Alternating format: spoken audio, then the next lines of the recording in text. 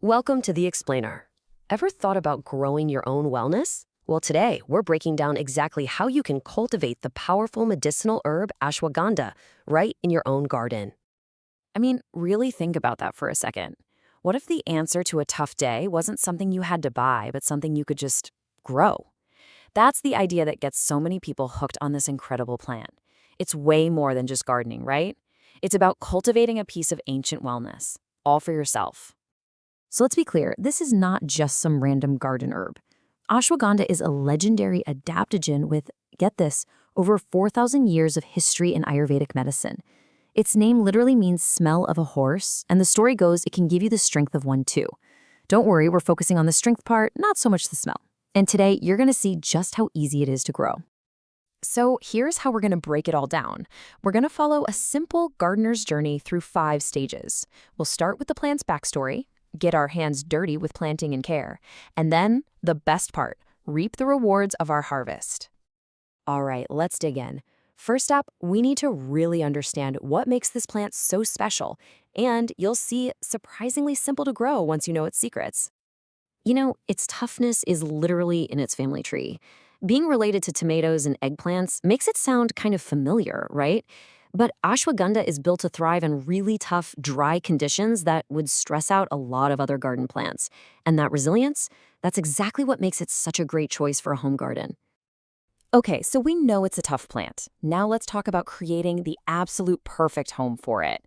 And I'm not kidding, this next part is maybe the most important stage of the whole process, getting that foundation just right before a single seed even touches the dirt. So what you're seeing here is basically ashwagandha's dream home. And you might be surprised. It doesn't want rich, pampered soil. Nope. It actually loves the kind of conditions that mimic its native home. Warm, dry, and just soaking up that full sun. So the number one rule here is drainage.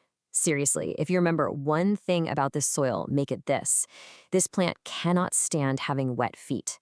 Waterlogged, heavy clay soil is the quickest way to failure. Your goal is to give it a home where water can just pass right on through. Okay, your garden bed is all prepped and ready to go. Now for the fun part. Let's walk through the super simple steps to get your ashwagandha seeds started on their journey. Now, this isn't rocket science, but following these steps really boosts your chances of success. That pre-soak, it's like a gentle alarm clock for the seeds, waking them up. And planting them just a 1/4 inch deep, make sure they don't have to struggle to find that sunlight. This is the magic number. In about 2 to 3 weeks, you'll want to start peeking at your garden every morning. That's when you should start seeing those tiny green shoots popping up. So be patient.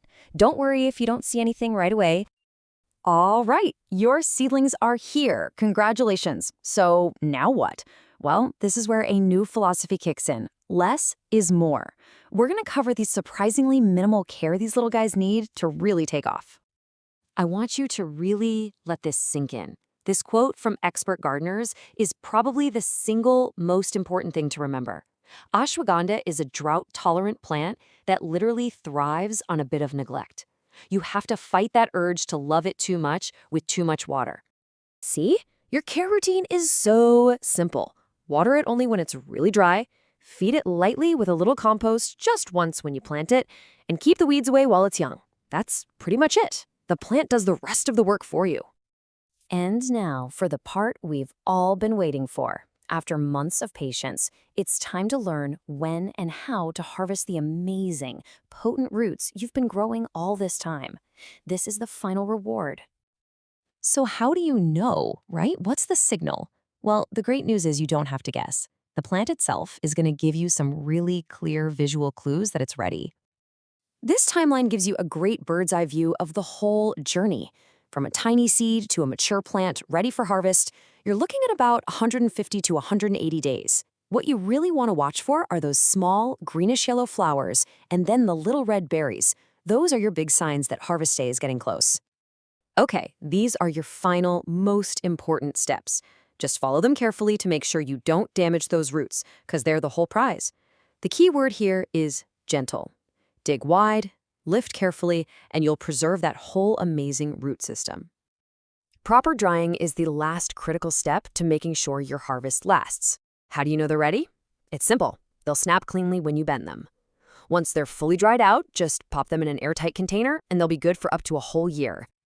And just like that, you're totally equipped to grow this amazing herb from a tiny seed all the way to a valuable root.